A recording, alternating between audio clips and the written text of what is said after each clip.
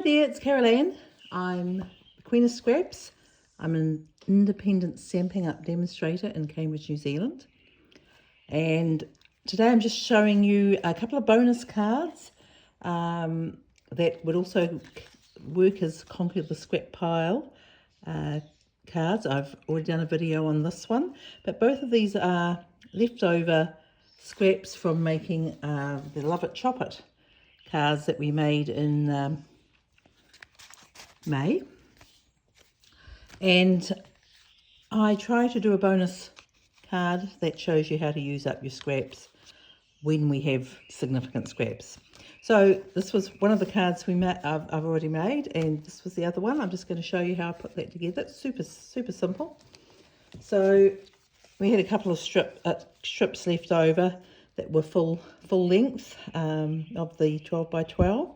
I just cut them in half, and you'll be able to use the other ones as well. So first of all, I'm going to just put a little fishtail on these. I have got a retired trimmer, or a punch. It's not a trimmer, it's a punch.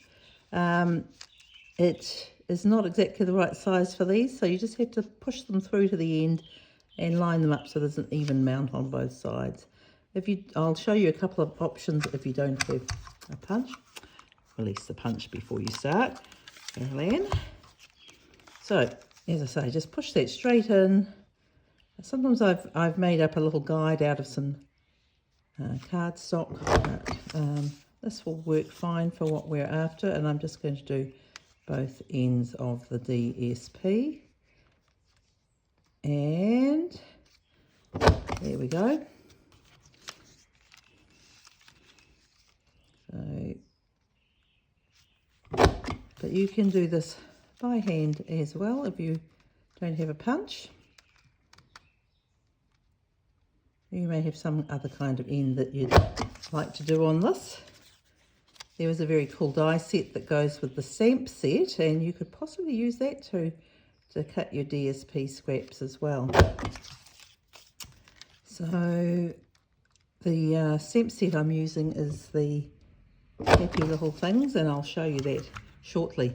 So we do end up with some cool little scraps here from the punch, and these can be used to decorate the inside of a card, or maybe make some other kind of pattern, which I haven't figured out yet, but you never know, there might be another card coming from those scraps too. They don't call me Queen of Scraps for nothing. So here we go, we've got our three pieces, and now we need a card base, and I've just got out, I usually have a pile of pre-cut card bases. I pre-cut myself. So this one's already scored in half at 10.5, but and it's easy to convert this one into a vertical gatefold. It would be if I had my trimming blade there, which I don't. So we'll just use our scoring stylus, or you can use your score pal if you have one, but you can just use your stylus just to run down the part there. So that's all we need that one for. I'm just going to fold and burnish this one.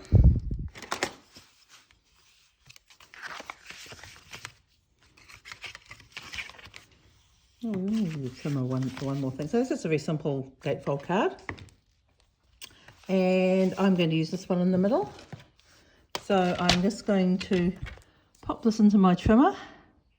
I'm just going to line it up so that the cutting channel is right in the middle there. You can just use a little bit of low-tack tape to hold it in place if you're worried about it moving.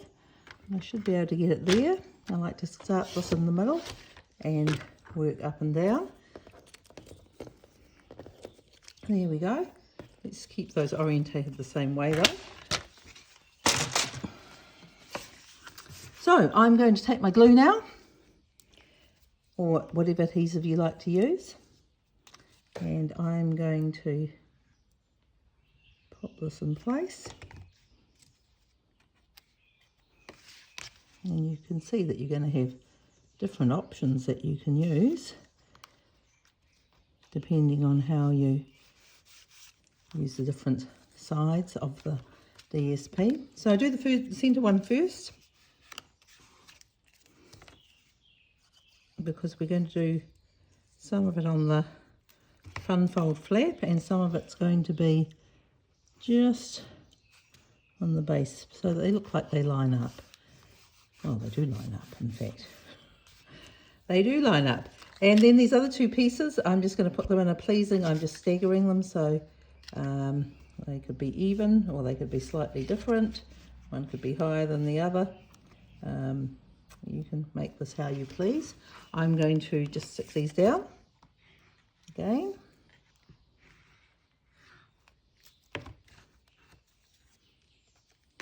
So this is as you can see, quite a simple way to use up your scraps, but I think it's quite effective, and it means you can get your cards out into the world.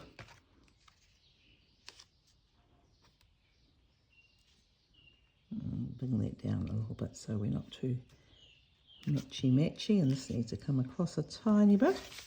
So that's the basis of the card. Quite simple but effective.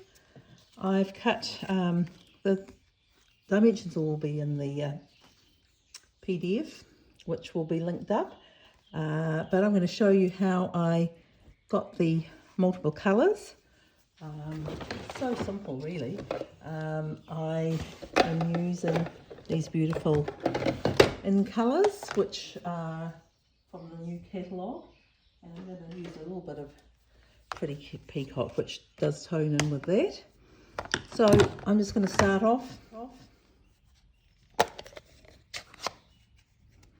And I've lined these up on my pad, and I'm just going to, let's put it where you can see what I'm doing. I'm just going to put the lightest colour down first at the top, and this doesn't have to be perfect. There are other ways of applying the colour. Another way of doing it would be to,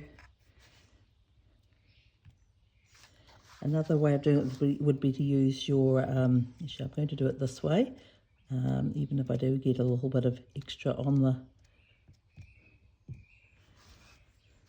the next layer. So the main thing is you do need to sort of not have if you don't want a harsh line, which I don't, just make sure you go back over it a couple of times. And as we're using slightly darker colour, it won't matter that if you get a little bit of mixing on the stamp. And I'm going to use a bit of Pretty Peacock at the bottom. They seem to have a very juicy stamp there, so I'm a little bit concerned about that. This is a fairly new one, as you can see. I'm just going to add a bit of Pretty Peacock in there. Try not to get lines.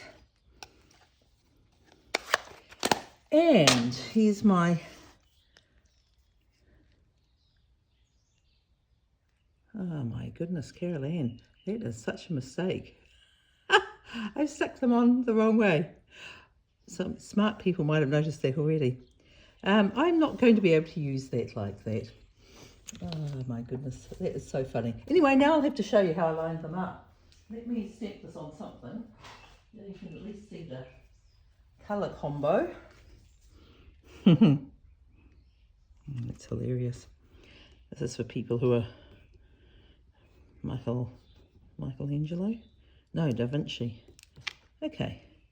Yep, okay, well it's the wrong way around, so no wonder it's blurry. Okay, I might have to edit it. Right, well, seeing as I made a mistake and mounted it incorrectly, now I have to show you how to mount it correctly. Oh, I can't believe I did that. Upside down. So this is we do need to mount it the right way up. So I'm using this, if you look on your grid paper, it's got a 0 here, so it makes it easy to centre things up.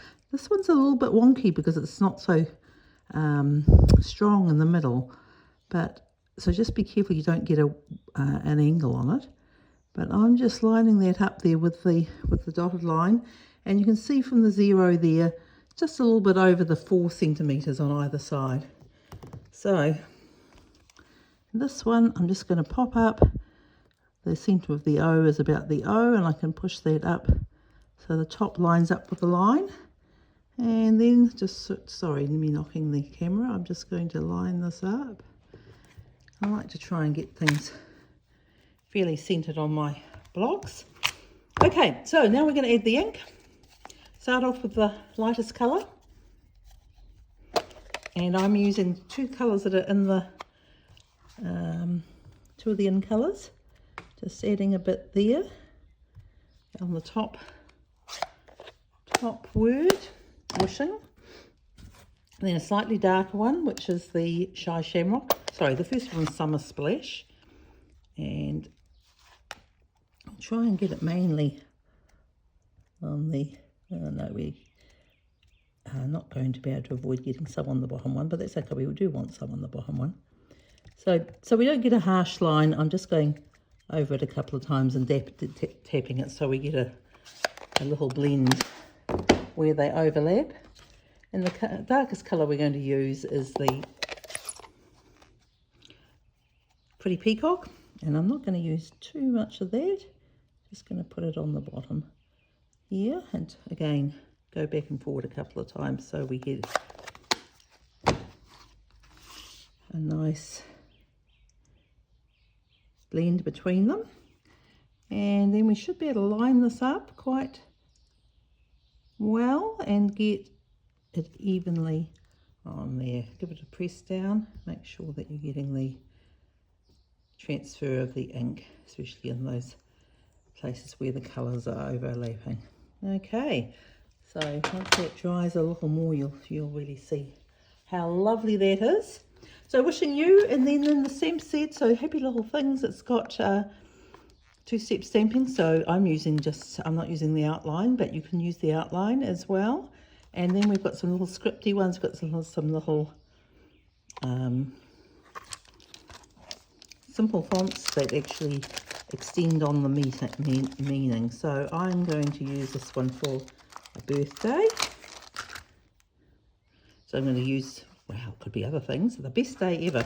So I'm just going to pop that there. I just need to get this onto a little block, which I don't have on this table. Just behind me here will work. So just pop that down. Best day ever.